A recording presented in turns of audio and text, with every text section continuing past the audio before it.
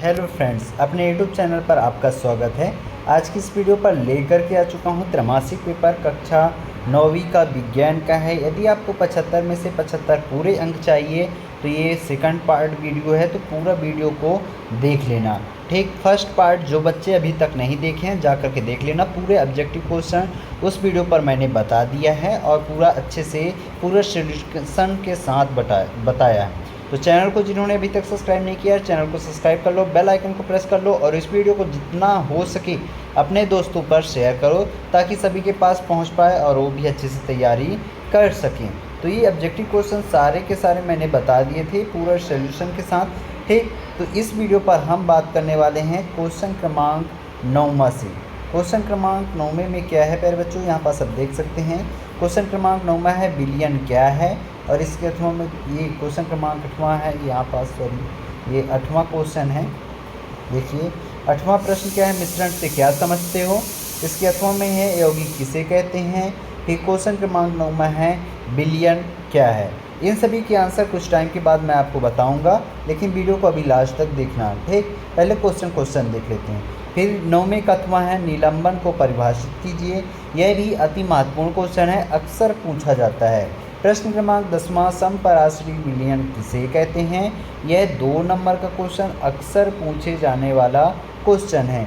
इसके अथवा में है एडोसाइटोसिस किसे कहते हैं।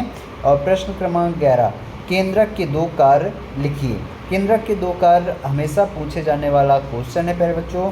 यह 2 नंबर का क्वेश्चन अक्सर आता ही आता है।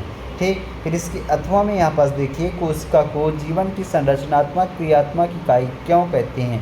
यह भी अति महत्वपूर्ण क्वेश्चन है। ठीक, फिर अगला क्वेश्चन है एरियोलर ऊतक के 2 कार्य लिखिए। और इसके अथवा में है स्केलेन काइमा के 2 कार्य लिखिए। यह भी 2 नंबर का अति महत्वपूर्ण क्वेश्चन है। ठीक, फिर यहाँ पास देखिए प्रश्न क्रमांक 13 स्टोमेटा के 2 मुख्य कार्य लिखिए।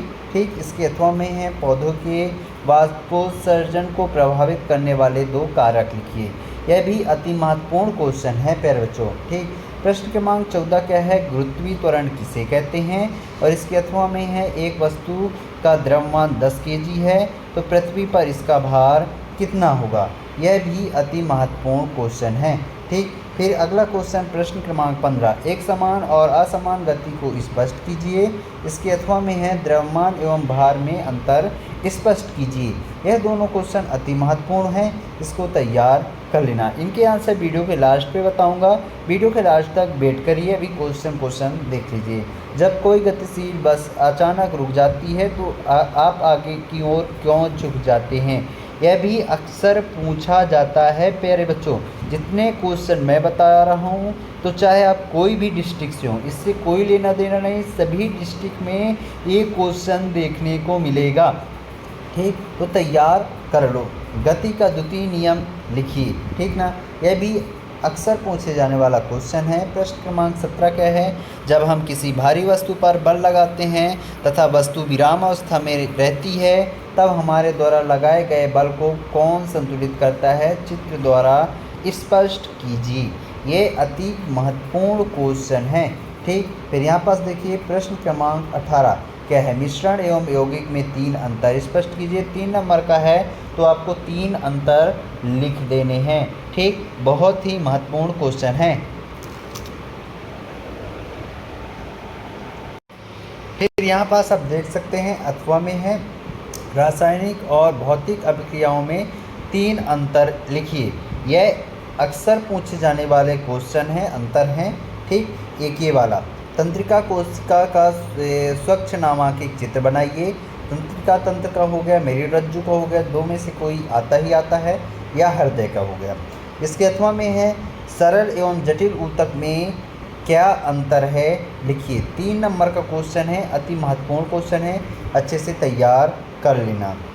अगला क्वेश्चन है 20वां नंबर, वाष्पीकरण की दर को प्रभावित करने वाले कारक लिखिए।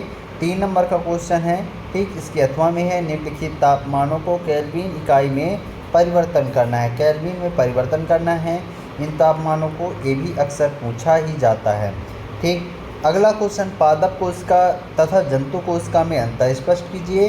या कि अथवा में है। समसूत्री व अर्धसूत्री विभाजन में कोई 4 अंतर लिखिए। 4 नंबर का क्वेश्चन है, 4 अंतर पूछा गया है। क्वेश्चन क्रमांक 22 में है वेग तथा समय ग्राफ की सहायता से गति संबंधित प्रथम समीकरण v बराबर u प्लस at को ज्ञात कीजिए। यह एक अति महत्वपूर्ण क्वेश्चन है प्यारे बच्चों। इन सभी क्वेश्चनों को आपको तैयार करना है, इनमें से एक भी क्वेश्चन छूटने नहीं चाहिए। अब इनके हम आंसर देख लेते हैं। पूरा विधिवत आंसर बताऊंगा, लास्ट तक बने रहना, ठीक। पूरा सॉल्यूशन आपको बता रहा हूं, आप अच्छे से तैयार कर सकते हो, ठीक। तो यहाँ पास आप देख सकते हो क्वेश्चन क्रमांक 7वें का आंसर यहाँ पास दिया गया है, ठीक। तो यहाँ पास देखिए मिश्रण की परिभाषा, एक क्वेश्चन क्रमांक 8वें का आंसर यहाँ पास दिया गया है। मिश्रण की परिभाषा यहाँ पास पूरा विधिवत दी गई है, आप इसको अच्छे तरीके से याद कर सकते हैं। पूरा यहाँ पास अच्छे से समझाया गया है, ठीक। फिर अगले क्रम में यहाँ पास देखिए अगला क्वेश्चन ये है बिलियन। एक क्वेश्चन क्रमांक 9वें का आंसर है, बिलियन की परिभाषा पूछी गई है और उसके उदाहरण। तो ये रहे उदाहरण और ये रही परिभाषा, ठीक। फिर यहाँ पास देखिए अगला क्वेश्चन, क्वेश्चन क्रमांक 10वां। 10वें में क्या है, समपराश्रेणी विलयन किसे कहते हैं, समझाइए। समपराश्रेणी विलयन की परिभाषा, तो ये पूरा विधिवत आप अच्छे से परिभाषा लिख सकते हैं। क्वेश्चन क्रमांक 11, केंद्रक के कार्य लिखिए, ठीक। केंद्रक के कार्य 1 2 3 4 कार्य बता दिए हैं, 2 नंबर के हैं, 4 आप लिख लीजिएगा। फिर यहाँ पास देखिए क्वेश्चन क्रमांक 12वें का आंसर, एरियोलर ऊतक के कार्यों का उल्लेख कीजिए, ठीक। 3 आप ये लिख दीजिए कार्य, ठीक। स्टोमेटा के कार्य लिखिए, तो 2 स्टोमेटा के कार्य दिए गए हैं। ये 13 नंबर क्वेश्चन है, फर्स्ट और दूसरा कार्य, ठीक। यहाँ पास देखिए क्वेश्चन क्रमांक 14 का आंसर यहाँ पास दिया गया है, गुरुत्वीय त्वरण किसे कहते हैं, परिभाषा यहाँ पास विधिवत दी गई है, ठीक बच्चों। फिर अगले क्रम में यहाँ पास आप देख सकते हैं ये क्वेश्चन क्रमांक 15 में है, भार तथा द्रव्यमान में अंतर स्पष्ट कीजिए। तो 4 अंतर आपको तैयार कर लेने हैं, इसको आप अच्छे से तैयार करके जाइएगा, छूटना नहीं चाहिए प्यारे बच्चों। एक क्वेश्चन आया था न्यूटन के द्वितीय नियम लिखिए, F बराबर ma। तो पूरा विधिवत यहाँ पास आंसर दिया गया है, इसको आप अच्छे से याद करके जाना। एक क्वेश्चन आया था मिश्रण एवं यौगिक में अंतर लिखिए, क्वेश्चन क्रमांक 18वां था, ठीक। तो ये पूरा यहाँ पास मिश्रण और यौगिक में अंतर पूरा विधिवत दिया गया है, ठीक।